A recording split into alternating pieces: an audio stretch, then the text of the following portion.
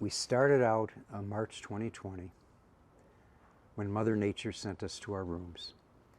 And my wife and I thought, this is a time to really use our creative energy and not try and recreate something of the past, but say, why are we here? And the first thing we thought of is, the one thing that's going to be missing is companionship. So we decided to start doing videotape recordings with the focus on bringing people into our homes. And, you know, and of course I'm a musician, so the music is going to be what it's going to be. But we wanted to do it in a way that made people feel like they were with us. And we did it all on the iPhone, you know. And then the first one we did was with my chamber blues group. Now, we had a great advantage with chamber blues because it's the juxtaposition of blues and classical. So there's nothing like it in the world. So already we're offering something very unique. But we wanted to do it in a unique way. Everyone, of course, was performing in their own homes. We weren't going to try and hide that or smooth over it. We wanted to bring people into each one of their homes. And also, in a normal performance, you know, we're all working together, but when you're alone in your room playing your part, there's an intensity and a responsibility that just isn't there when you're working as a group. And we started discovering all these advantages to video over an in-person performance. Like, you can't replace an in-person performance, but in so many ways video is actually better. You get to go into the people's homes, you get to see if they're playing piano, you get to see their fingers on the keys, you get to see everyone's personality. And so we wanted to take advantage of that. So we did a concert with chamber blues and our guest artists, and it was very successful. And then I did some solo performances and some duets. And what we did for this performance is we picked the best of, as we call it, the damn pandic, which included all of the chamber blues works with the guest artists, Ernie Watts, Tracy Nelson, Marcella Detroit, Cantor Pavel Reutman, Frank Orrell from Poi Dog Pondering, Toronzo Cannon, Lynn Jordan. Wow. So, and all of these people, previous to the pandemic, chamber blues has done concerts with. So I had to write, for instance, a whole show for Toronzo, a whole show for Marcella Detroit, a whole show for Pavel Reutman. So what we've done is we've taken our favorite piece from each of those shows and created the video for that. And that's basically what it was. So this is a culmination for me from 1965, when I was working with the blues masters like Howlin' Wolf and Muddy Waters and Willie Dixon and Little Walter and all those people. I had a regular Thursday night gig at Pepper's Show Lounge in 1965. In 66, Seiji Ozawa shows up and wants me to bring this to the Chicago Symphony. And then in 76, I was asked to start composing symphonic music. Oh my God. So these were things that were, as I say, chamber blues was neither my idea nor my fault. These were things that were just given to me. And so this concert is a culmination of everything I've done, you know, bringing blues to classical, being managed by Chet Helms during the Summer of Love in San Francisco. So I was in the middle of the whole San Francisco scene in the 60s, you know, with Janis Joplin. They were friends of ours and all these people. So I was in the middle of that, you know, all these things, you know, doing a demo tape for Joni Mitchell that got her record deal. We were the beginning of Hair, that my partner Jim Schwall and I, working with Rado and Ragney, started working on a musical, which ended up becoming Hair. So we were like in the middle of all this stuff with no ambition, no intention of even being musicians. It all just came to us. So that's why I say chamber blues, neither my idea nor my fault. But this particular show coming up is the culmination of all those experiences. Wow, that is so incredible to kind of hear the stories of your life and just the experience that you've had with artists of all genres, right? Not specific to just jazz and blues. Can you tell me, I know that Lynn mentioned the platform that you all are using to kind of project the show. I know that she mentioned, I can't remember the name of Mandolin. it. Yes, and she mentioned that it's very personable, or that you really appreciate it because you think that it provides a different level of intimacy. Could you tell me a little bit about why you prefer that? Well, the thing about Mandolin specifically is that it's a professional streaming platform. So it's going to be a more secure and more sure way for everyone to have really a good time. But I think what Lynn was talking about was the closer than in person concept. And I talked a little bit about that before. Being able to see the artist. The idea of, bringing people, the key to closer than in person is to take full advantage of the format of video, but in an intimate and personal way. Not try and make another MTV movie, not try and make a movie, not try and make a video, but just think in terms of what can we do to just bring people into our homes so they could be with us. And that's basically the idea of closer than in person. So this is a closer than in person presentation. Can I ask, as we look at how kind of performances are kind of going outside a little bit, right, because we've craved that in-person interaction. Right. Would you just be able to touch on why you think it's important to, and you've talked about it, but just touching on the importance of continuing to connect virtually and bridge together, right, all of these different communities, because it allows for a lot of opportunities that in-person concerts don't. Right. And so I think that it's important. Nothing can replace an in-person performance. And of course we say in person because all performances are live, even if they're on tape, even if the persons have deceased, it's still live. So we can't replace in-person performances. There's that whole audience thing and all this. But we also can't replace the video format and what it has to offer. I cannot do the things that I could do in this show from the stage. It's impossible. And an audience, they get to see the performers sort of in a one-dimensional stage. But in this format, they could see everyone's faces. They're in their own creative spaces. They could see their personalities shine through. They could do it from their own home. When we say to people from the concert stage, make yourself at home. Hey, why don't we, say that and mean it? Make yourself at home. Pick a good chair. You have something to eat. If your cat's hungry, you could feed the cat. So it sounds like. One second. Okay. Yeah, it's just really an interesting aspect because you've got so many different. Well, the problem is starting out with chamber blues, there's enough to talk about right there about the juxtaposition of blues and classical with string quartet. I was going to ask if you could break that down, because chamber blues is not a term or concept like I am super familiar with. Nor most people. Yes, right, exactly. I didn't know if I was just ignorant and didn't know and everyone else did.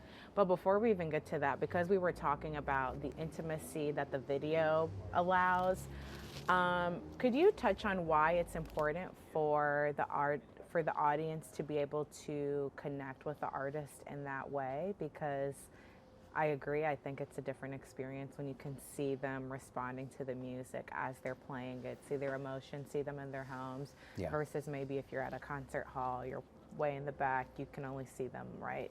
That little image of them. And I think that completely changes the experience with the artist when you're able to connect with them in that way. So maybe just talking about the importance, the connection it provides. Yeah. And we'll wait for the plane. Or do we need to, Damon? Holly has to stand out in the parking lot and go like this. with your flags. All right, we're good. Okay.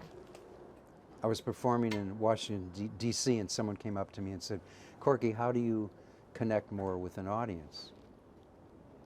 What techniques can you share? And I said, well, we're already connected very deeply to the audience. We could come up with techniques so that we could feel disconnected and then feel like we're somewhat connected, but we're never going to be as connected with an audience other than the way we already are. So music, the feeling you get with music is that connection is made very clear. You start feeling that connection. So that's it's not something that I usually talk about because it's sort of, you know, Yeah, no, when people think of music, it's this, but I think I always have thought of music in a very spiritual sense. I always feel this very strong connection with humanity and nature. There it is, you know, and then that I'm working within that. So the video platform really offers exaggerating that feeling of connection even more. And I sort of feel it's a main reason why we play music in the first place. I mean, let me say that in a practical sense. 1969, I'm playing with the New York Philharmonic in Lincoln Center, bringing blues to classical music. And I get on stage and the audience is booing and hissing. 1969, the generation gap was wider than the Grand Canyon. So we performed the concert, and as soon as, and people were booing and hissing, as soon as the concert was over, people immediately stood up and started cheering. And I was told by the president of the Symphony Association that was the longest and the most intense standing ovation he had ever heard in the history of Lincoln Center. And I'm a 20-year-old kid. Wow, the power of music to take all this hatred and anger and just make it disappear into thin air. Wow. So that oneness has always been my understanding of why we play music. There's many, many other reasons, but it does bring people together. Yes, and you saw that at a very early age. And in video, it's more intense. Because again, we're bringing people into their homes. We're bringing people places all over the world. And they're getting to see everyone's expressions and experience of what they're doing as an artist playing music. And it connects everyone in that way. And being able to kind of stream into multiple places, right? I know Lynn mentioned that you guys are getting views from all over the world, essentially. So just kind of the outreach is even further. The other thing beautiful about video, because, you know, the Stand By Me project, I can't remember what it was called, you know, people from all over the world now could perform together. And I'll tell you, the members of my group at first really didn't like this idea at all. They said, this is really weird. We should be, you know. They said, when can we do another one? Oh, wow. They loved doing it. Again, the responsibility now as an individual performer becomes 100% theirs. There's no one else there. They're playing their part. Their part becomes extremely important. It's not just part of a whole. It's their part. They got to make it right and make it work and make it joyful. And you could see that when you see Best of the Dampantic. You'll see that in the chamber blues and all the performers. There's all this special giving that's going on. You don't get to see on stage. Can you talk a little bit about chamber blues? I know that was a subject you wanted to touch on as well. Maybe off to Florida. Okay. Chamber blues is a juxtaposition of blues and classical. In this particular case, it's a string quartet, classical string quartet, staying within the realm of classical sounding music. And me, the blues player, playing blues harmonica and blues piano, and sometimes vocals, staying within the realm of blues, not blending the two together. Wow. Where you could hear the classical and the blues working together. not meshing them into another experience, but keeping them separate. Wow. And there's some incredible excitement in it. That's basically chamber blues. Wow, wow. And why, as a musician and an artist, right, a writer, a composer, and so many facets within music, what is it about that marriage between those two genres that really speaks to you? Well, you know, I came out of the blues in the 60s under the wing of Howlin' Wolf and Muddy Waters, and I had a gig every Thursday night at Pepper's Show Lounge from 9 at night till 4 in the morning, and all these players came and sat in with us and spent the whole night with us every Thursday night and took us under their wing. And so that was sort of given to me by these great blues masters. And then a year later, as I said, Seiji Ozawa walks into a place we're playing, Big John's, and wants my group to perform with his band, which was the Chicago Symphony. Wow. And so it was his idea. And he said, we can do this. So we went ahead and did it, and it was a major success. And I forgot your question. Sorry, I think we'll let this plane pass anyway. I asked you about what it is about the marriage between jazz and classical Okay, that you really that inspires love. me. Yeah. Yeah. So, Corky, you forgot to mention tabla when you were talking about. yeah, I know. I know. So, so this experience of blues and classical was given to me, and I was following Seiji's,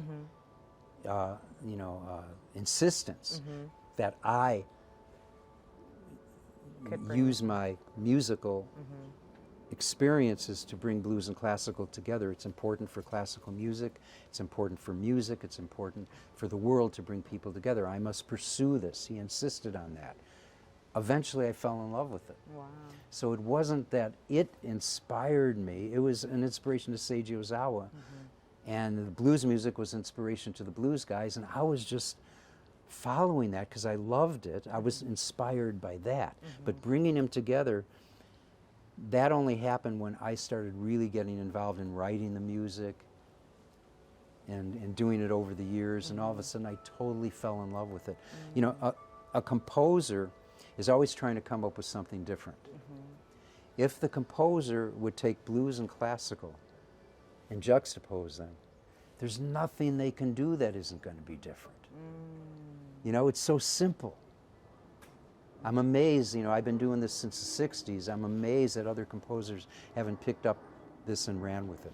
It's amazing. Really? Wow. But that being said, if you want to hear chamber blues, there's only one place to hear it, at a chamber blues performance. Yes. So you said that you weren't, like, you grew to be inspired by the marriage, but now after all of these years of working within both genres, what is it about it that you love, that you appreciate, that stands out from other music genres? I hate to keep using that word, but Okay, no, I mean, they both have you. such unique styles.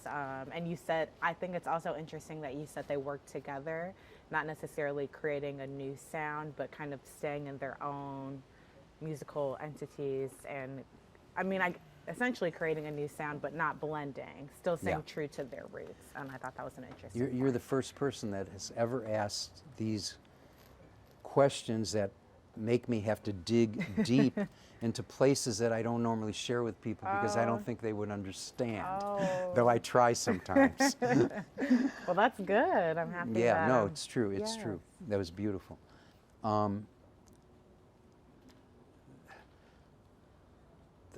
Okay.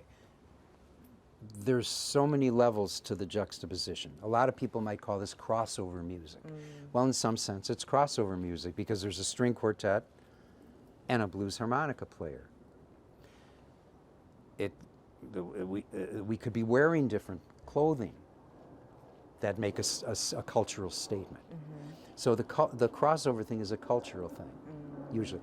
It's a person who plays a classical style instrument playing blues on a classical style instrument, or vice versa. It's crossover. And that's all there in chamber blues. But what there is in chamber blues is the compositions itself, and giving great honor to classical music and great honor to blues, and not wanting to lose the characters of each, but having them work together. And it is the secret is in the notes and how they're put together. And the way I write one note at a time.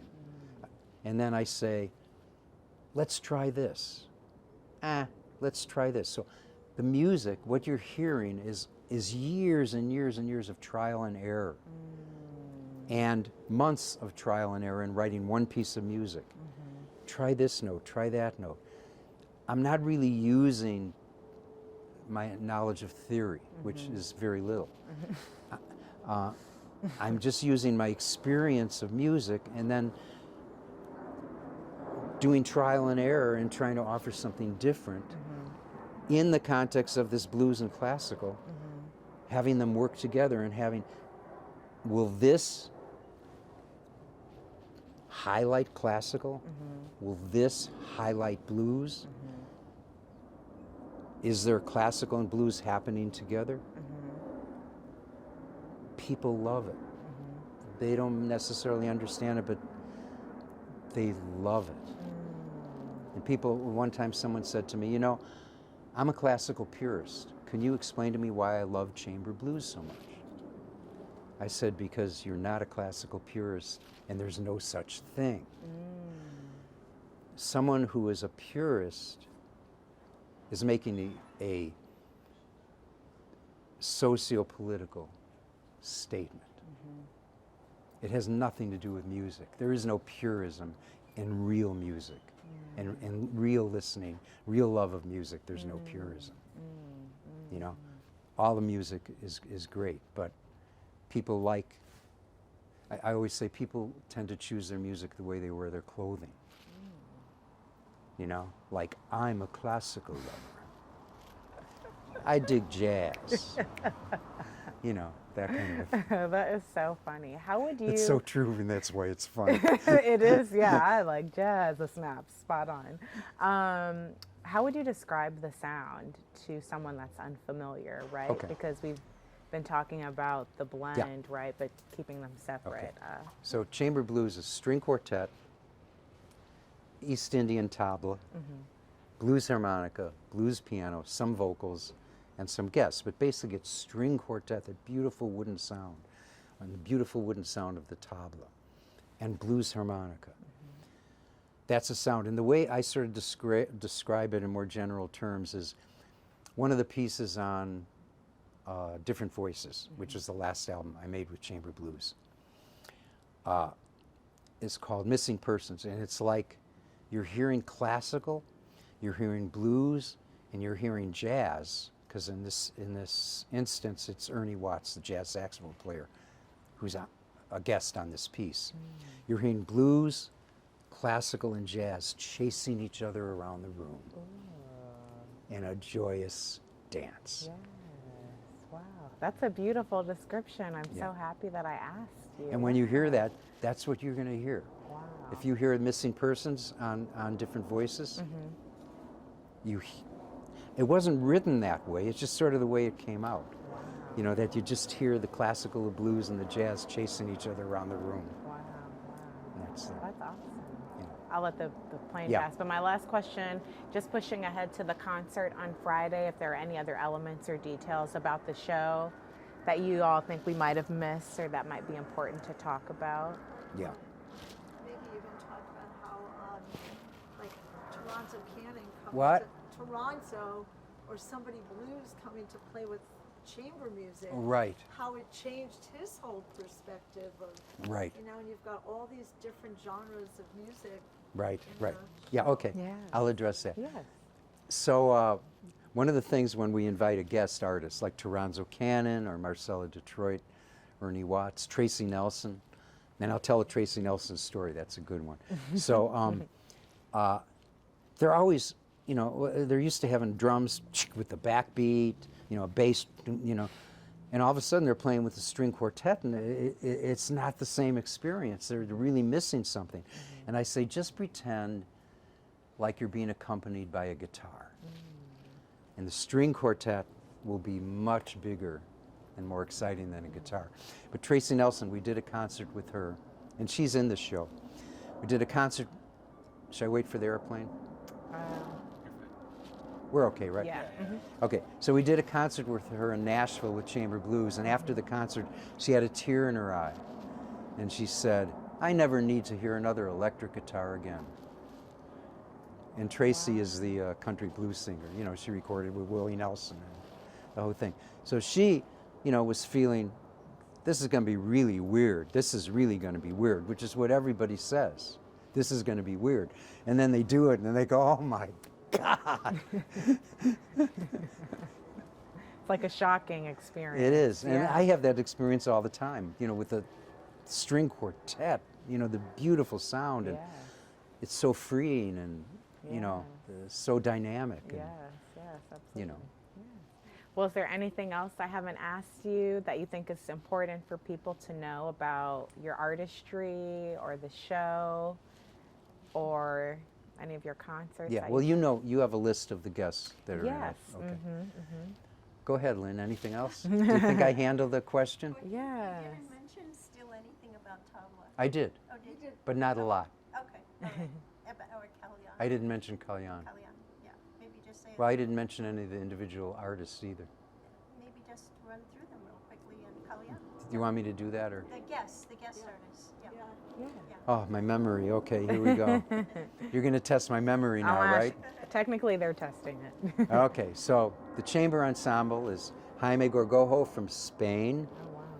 Chishuan Young from Taiwan, Rose Ambrust here in Illinois, and Joycelyn Butler Shoulders on cello is here in Illinois. Kalyan Patak from India is on tabla. Wow. And then the guest artists. Let me see if I get these right. Jazz saxophone icon Ernie Watts, who's played with everyone, Rolling Stones, everyone. Marcella Detroit. She wrote Lay Down Sally with Eric Clapton. Cantor Pavel Reutman from Russia, a cantor doing a Jewish song in this amazing arrangement for a Jewish song, Hina Matov. And Toronzo Cannon, Alligator Records blues star, the Chicago blues man. Tracy Nelson, country blues singer, 2 Grammy nominations. Let's see. Frank, Who? Frank Worrell. Frank Orr, Boy Dog. Oh, Frank Orrell from Poi Dog Pondering, doing this amazing tune he wrote called Little Blossoms. It's just so beautiful. Randy Sabine. Randy Sabine, swing violin. Wow. And who else? Jordan. Lynn Jordan, gospel blues, Wow. doing this amazing version of No One's Got the Like I Do, which I wrote Wow. and arranged for her. Wow. And so with this very wide range of artists coming together for this show, why are you encouraging people to come? Like, as people Why watch, what? looking at the multitude Yeah. of artists, of where they come from, of their background, their musical backgrounds, their backgrounds as just individuals, why is this an important show for people to come and experience? Unlike your personal kind of damn pandemic shows, why is this one different Okay. and what it offers? Yeah. First of all, chamber blues is a genre that exists in one place at one time. Can't be everywhere at once, Why is that? because no one else is doing it. I don't know why. People really love it. It's been a major success, not necessarily in industry standards, but the critics absolutely love it, like amazing reviews. Audiences love it. We're having a great time, you know, and we're the only ones doing it. And I've been doing it since the 60s, and it's crazy. But nevertheless, this is the only place you can hear chamber blues. And then we take it deeper by having all these guest artists. You know, basically that's it. If it was just me and the guest artists, I wouldn't be able to say it's different. You know, it's me and the guest artist. You know what they do, you know what I do, I'm going to do that. It's going to sound like other stuff, which is fine. It's going to be a twist on the, you know, they'll say, wow, this sounds totally different than anything else, but still you could compare it to other things pretty easily. And when I do solo shows, I can't say it's different, you know, really. even though no one plays like me. I really can't say that. But with chamber blues, there's, like I tell people, we're taking you places you've never been before. And that is absolutely true. And anyone that sees the show will understand that immediately. So I can't help that. It's true. Well, that's great. I think that's a great note to end on. Thank you so much. Oh, thank I you. thought You've that been was just fantastic. amazing.